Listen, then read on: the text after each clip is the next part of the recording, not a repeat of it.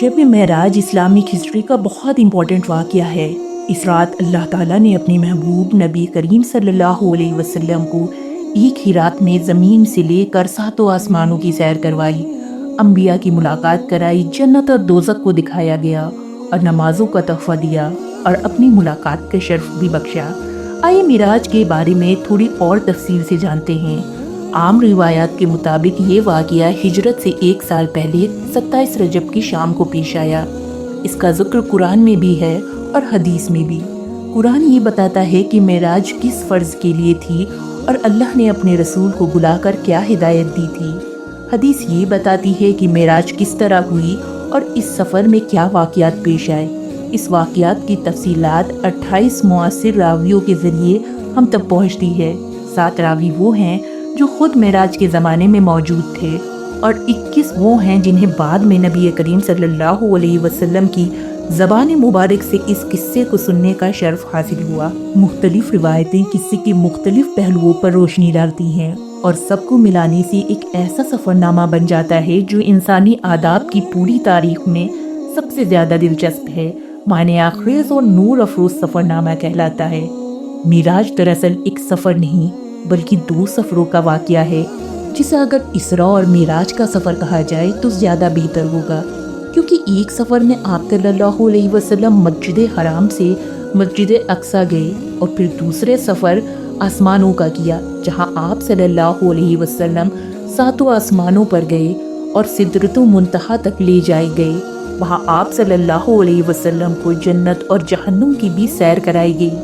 सफ़र महराज इस्लामी हिजरी calendar शुरू होने के 1 साल पहले 621 ईडी में पेश आया, जो नबूवत का 11वां साल था। इस्लामी महीनों के लिहाज से 27 रजब की तारीख बनती है। कुरान करीम की सूरे बनी इसराइल में वाक़या महराज अल्लाह ने बयान किया है।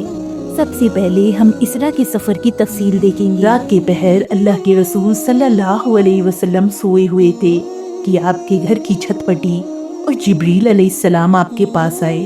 वो आप सल्लल्लाहु अलैहि वसल्लम को मस्जिद हरम ले गए। उस वक्त आप पर हल्की सी नींद का असर था। वहाँ आप सल्लल्लाहु अलैहि वसल्लम को लिटा दिया गया और आपके सीने को चाक किया गया। फिर आपके दिल को जमजम के पानी से धोकर साफ किया गया और उसमें इल्म, दानाई और ईमान, यकीन से भर दिया गया। इसके बाद आपकी सवारी के लिए एक जानवर पेश किया गया, जिसका रंग सफ़ेद और कद खच्चर से कुछ छोटा था, बरकी की रफ्तार से चलता था और इसलिए इसका नाम बुराक था। पहले अंबिया भी इस नोयत के सफ़र में इस सवारी पे जाया करते थे। फिर आप सल्लल्लाहु अलैहि वसल्लम इस पर सवार हो गए और जिब्रील अलैहिस्सलाम आपके साथ चले। पहली मंजिल मदीने की थी, जहां उतरकर आप सल्लल्लाहु अलैहि वसल्लम ने नमाज पढ़ी। जिब्रील अलैहिस्सलाम ने कहा, इस जगह आप हिजरत करके आएंगे। दूसरी मंजिल तूरे सीना की थी, जहां खुदा हज़रत मूसा अलैहिस्सलाम से हम कलाम हुआ करते थे। तीसरी मंजिल बैत खम की थी, जहां हज़रत ईसा अलैहिस्सलाम की पैदाइश हुई थी। और चौथी मंजिल पर बैतुल मुक़द्दस था, जहां बुराक का सफ़र ख़त्म हुआ। बैतुल मुक़द्दस पहुँच कर आप बुराक से उतर गए और उसी मकाम पर उसे बांध दिया गया जहां पहले अंबिया उसे बांधा करते थे।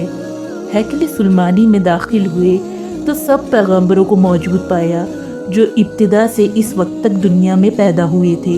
आपके पहुँचते ही नमाज के लिए सफ़े बांधी गई। सब मुंतज़िर थे कि इमामत के लिए आगे कौन बढ़ेगा। जिब्रील अलैहिस्सलाम ने आपका हाथ पकड़कर आगे बढ़ा दिया और आप सल्लल्लाहु अलैहि वसल्लम ने सबको नमाज पढ़ाई। इसके बाद एक सीढ़ी आपके सामने पेश की गई। जिब्रील अलैहिस्सलाम इसके ज़रिए आपको आसमानों की तरफ ले चले। अरबी ज़बान में सीढ़ी को मेराज कहते हैं और इसलिए सारा वाक़या मेराज के नाम से मशहूर है।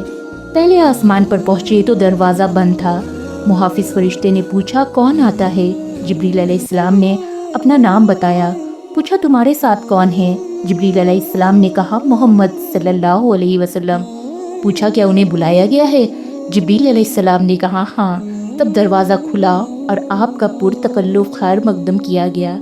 यहाँ आपका तारुफ फरिश्ते और इंसानों के अरवाह की उन बड़ी बड़ी शख्सियातों से हुआ जो इस मरहले पे मुकीम थी। वहाँ आपने एक बुजुर्ग को देखा। उनके आसपास बहुत लोग थे। वो दाएं जानिब देखते तो खुश होते और बाएं जानिब देखते तो रोते। آپ صلی اللہ علیہ وسلم نے جبریل علیہ السلام سے سوال کیا، یہ بزرگ شخص کون ہے اور یہ کیا ماجرا ہے؟ جبریل علیہ السلام نے بتایا، یہ آپ کے باپ حضرت آدم علیہ السلام ہیں اور یہ نسل آدم ہیں۔ آدم علیہ السلام اپنے اولاد کے نیک لوگوں کو دیکھ کر خوش ہوتے ہیں اور بری لوگوں کو دیکھ کر روتے ہیں۔ آپ صلی اللہ علیہ وسلم نے حضرت آدم علیہ السلام کو سلام کیا۔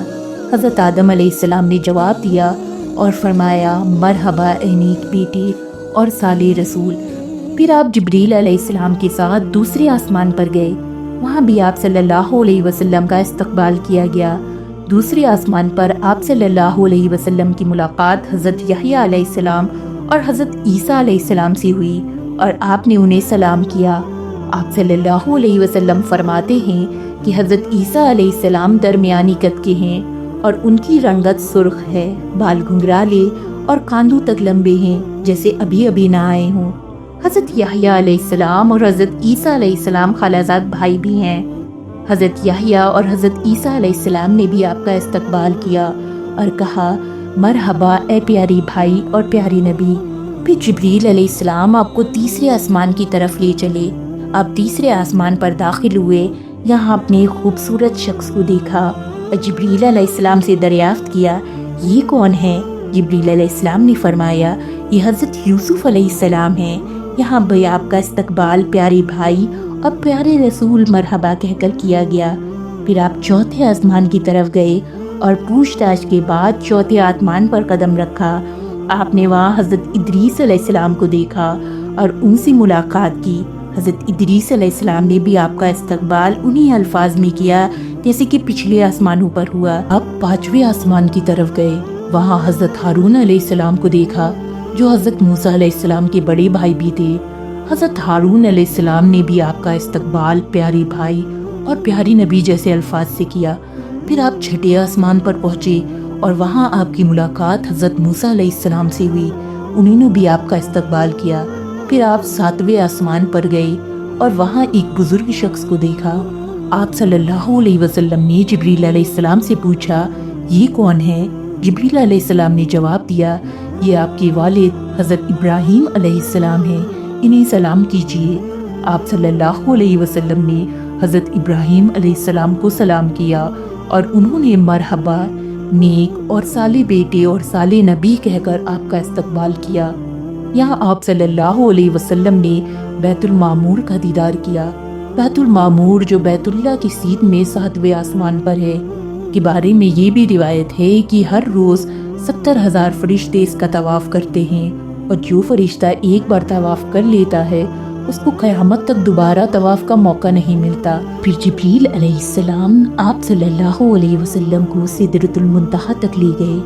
یہاں آپ صلی اللہ علیہ وسلم نے ایک درخت دیکھا جس کے پتے ہاتھی کے کانوں کے مانند تھے اور پھل بڑے بڑے گھڑوں کی طرح۔ اس درخت کی جڑوں سے 4 نہریں نکل رہی تھیں۔ جبریل علیہ السلام نے بتایا، ان میں سے 2 نہریں باطن چھپی ہوئی ہیں جو جنت کی طرف جا رہی ہیں اور 2 دنیا کی طرف جا رہی ہیں، نیل اور فرات۔ جبریل علیہ السلام نے کہا، یہ سدرۃ المنتہا وہی جگہ ہے جہاں سے آگے کسی کو جانے کی اجازت نہیں، آپ کو تنہا آگے جانا ہوگا۔ پھر آپ صلی اللہ علیہ وسلم آگے بڑھے۔ یہاں آپ کو اللہ نے اپنی امت کے لیے 50 فرض نمازوں کا تحفہ دیا۔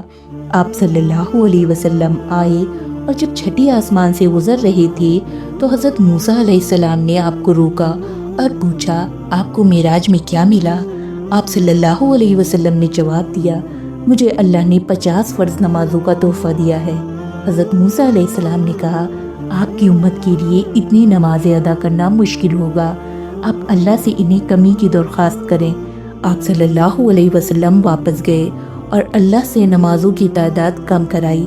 یہ سلسلہ بار بار چلتا رہا جب تک یہ 50 نمازیں کم ہو کے 5 نہ رہ گئیں۔ جب آپ صلی اللہ علیہ وسلم نے یہ بات حضرت موسیٰ علیہ السلام کو بتائی تو انہوں نے کہا، آپ کی امت کے لیے یہ 5 بھی مشکل ہوں گی، آپ اللہ سے اور کمی کی درخواست کریں۔ آپ صلی اللہ علیہ وسلم نے جواب دیا، مجھے اپنے رب سے حیا آتی ہے، اب میں واپس نہیں جاؤں گا۔ پھر ایک آواز آئی، اے محمد صلی اللہ علیہ وسلم، میں نے آپ کی امت کی ہر نیکی کو 10 گنا بڑھا دیا ہے۔ جو 5 نمازیں ہیں ان کا ثواب 50 کے برابر ملے گا۔ اللہ اپنے وعدے کے خلاف نہیں کرتا۔ پھر آپ صلی اللہ علیہ وسلم حضرت موسیٰ علیہ السلام سے ودا لے کر آگے چلے۔ روایت میں ہے کہ یہاں جبریل علیہ السلام نے آپ صلی اللہ علیہ وسلم کے سامنے 3 یا 4 پیالے پیش کیے، شراب، شہد، دودھ اور پانی۔ آپ صلی اللہ علیہ وسلم سے ایک پیالہ چننے کو کہا گیا۔ آپ صلی اللہ علیہ وسلم نے دودھ کا پیالہ اٹھایا۔ جبریل علیہ السلام نے کہا، آپ فطرت پر ہیں، یعنی ایمان اور حق کے صحیح دین پر ہیں۔ معراج کی اس روحانی سفر کے دوران آپ صلی اللہ علیہ وسلم کو جنت کی طرف بھی لے جایا گیا۔ آپ صلی اللہ علیہ وسلم نے جنت میں نہر کوثر کا دیدار کیا، جو ایک بے مثال نظارہ تھا۔ اس نہر کے دونوں کناروں پر بڑی بڑی موتیوں جیسے گھر تھے اور اس کی سطح مشک سے مہک رہی تھی۔ آپ صلی اللہ علیہ وسلم نے اس نہر میں اپنا ہاتھ ڈالا اور اس کی ٹھنڈک اور خوشبو کو محسوس کیا۔ آپ صلی اللہ علیہ وسلم نے جنت کے میدانوں اور باغوں کا بھی دیدار کیا۔ وہاں ہر طرف سبز رنگ کے خوبصورت نظارے اور چاندنی جیسے چمکتے ہوئے پھول نظر آئے۔ جنت کی سکون بھری فضا نے آپ کے دل کو سکون دیا۔ سفر کے دوران آپ صلی اللہ علیہ وسلم کو جہنم کی بھی سیر کروائی گئی۔ جہنم کے دہشتناک منظر دیکھ کر آپ صلی اللہ علیہ وسلم کا دل افسوس اور اضطراب سے بھر گیا۔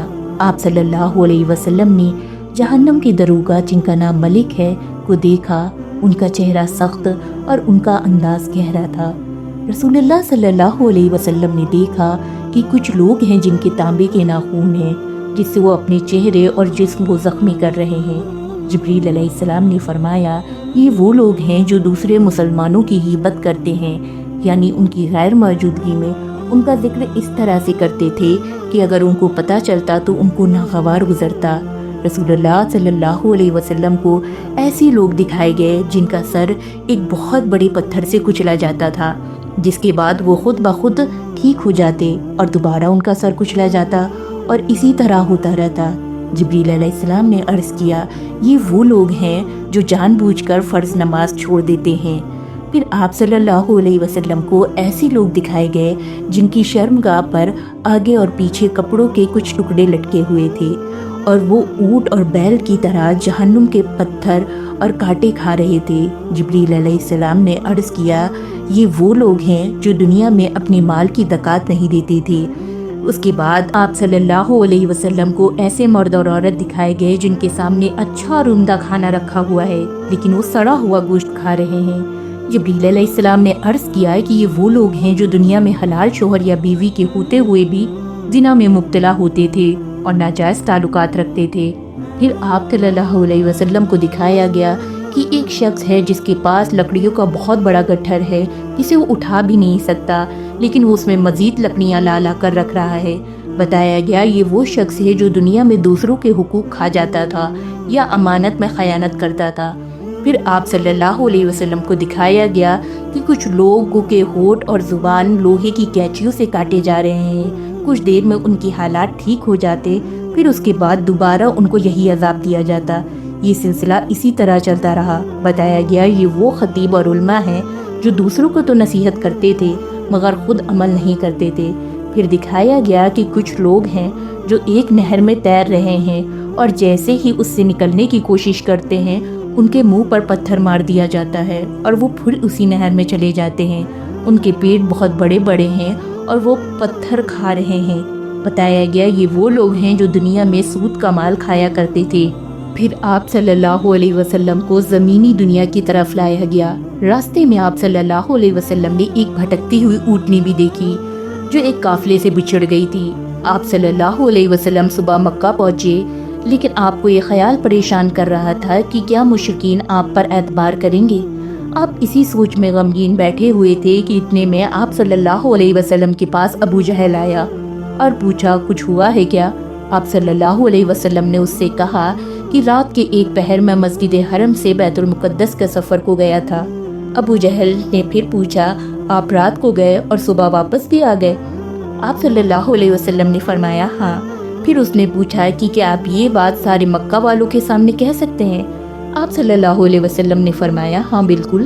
ابو جہل نے سبھی کو وہاں جمع کیا اور آپ صلی اللہ علیہ وسلم نے ان کے سامنے بھی اسی بات کا اقرار کیا کہ آپ رات کو اس پہر میں مسجد اقصی گئے تھے، مگر کسی نے بھی آپ کا یقین نہیں کیا، بلکہ وہ ہنسنے لگے اور اپنے سروں پر ہاتھ رکھ لیا۔ انہیں لگا کہ یہ جھوٹ بول رہے ہیں، کیونکہ یہ ممکن ہی نہیں ہے۔ مسجد اقصی کا سفر وہاں سے 40 دن کا ہے، پھر یہ کیسے ممکن ہے کہ رات میں سفر کر کے کوئی واپس بھی آ گیا ہو؟ انہوں نے آپ صلی اللہ علیہ وسلم کی بات کا انکار کیا۔ کچھ لوگ جو مسجد اقصی جا چکے تھے، انہوں نے آپ صلی اللہ علیہ وسلم سے مسجد اقصی کے بارے میں سوال کیے، اس کی بناوٹ وغیرہ کے بارے میں پوچھنے لگے۔ آپ صلی اللہ علیہ وسلم کو یہ مشکل جان پڑی، کیونکہ آپ بے شک وہاں گئے تھے، لیکن ایک ایک چیز یاد کیسے رکھ سکتے تھے؟ اللہ تعالیٰ نے مسجد اقصی کو ان کے سامنے کر دیا اور وہ مکہ والوں کے سوالوں کا جواب دینے لگے۔ باوجود اس کے انہوں نے آپ کا انکار کیا۔ ابو جہل نے آپ صلی اللہ علیہ وسلم کے دوستوں کو آپ کے خلاف کرنے کی سازش رچی، اور آپ صلی اللہ علیہ وسلم کے دوست حضرت ابو بکر رضی اللہ عنہ کے پاس آیا اور بولا، اے ابو بکر، کیا یہ بات قائم میں آتی ہے کہ کوئی شخص ایک رات میں بیت المقدس جائے اور پھر صبح تک واپس بھی آ جائے؟ حضرت ابو بکر رضی اللہ عنہ نے فرمایا، ہرگز نہیں، یہ نہیں ہو سکتا، ایسا کس نے کہا؟ ابو جہل نے بولا، آپ کے دوست محمد صلی اللہ علیہ وسلم ایسا کہہ رہے ہیں۔ پھر حضرت ابو بکر رضی اللہ عنہ نے انہیں فوراً جواب دیا، اگر یہ قول محمد صلی اللہ علیہ وسلم کا ہے، پھر یہ جھوٹ ہرگز نہیں ہو سکتا۔ میں اس بات پہ ایمان رکھتا ہوں کہ چاہے یہ بات عقل میں آئے یا نہ آئے، اللہ کے نبی رسول اللہ صلی اللہ علیہ وسلم کو یہ بات بہت ہی پسند آئی، اور انہوں نے حضرت ابو بکر رضی اللہ عنہ کا لقب دیا صدیق، مطلب سچ کا قبول کرنے والا، سچ کی حمایت کرنے والا۔ اس طرح حضرت ابو بکر صدیق رضی اللہ عنہ کہلانے لگے۔ اب صلی اللہ علیہ وسلم نے فرمایا، جاتے ہوئے میں فلاں مقام پر فلاں قافلے پر سے گزرا جس کے ساتھ یہ سامان تھا۔ قافلے والوں کا ایک اونٹ فلاں وادی میں اس طرح بھاگ نکلا، میں نے قافلے والوں کو اس کا پتہ دیا۔ واپس آتے ہوئے فلاں وادی میں فلاں قبیلے کا قافلہ مجھے ملا، سب لوگ سو رہے تھے، میں نے ان کے برتنوں سے پانی پیا اور اس بات کی ایک علامت بھی چھوڑ دی کہ اس سے پانی پیا گیا ہے۔ ایسا ہی کچھ اور عطے پتے آپ نے دیے، اور بعد میں آنے والے قافلوں سے ان کی تصدیق بھی ہو گئی۔ اس طرح زبانیں بند تو ہو گئیں، لیکن دل یہی سوچتے رہے کہ یہ کیسے ہو سکتا ہے۔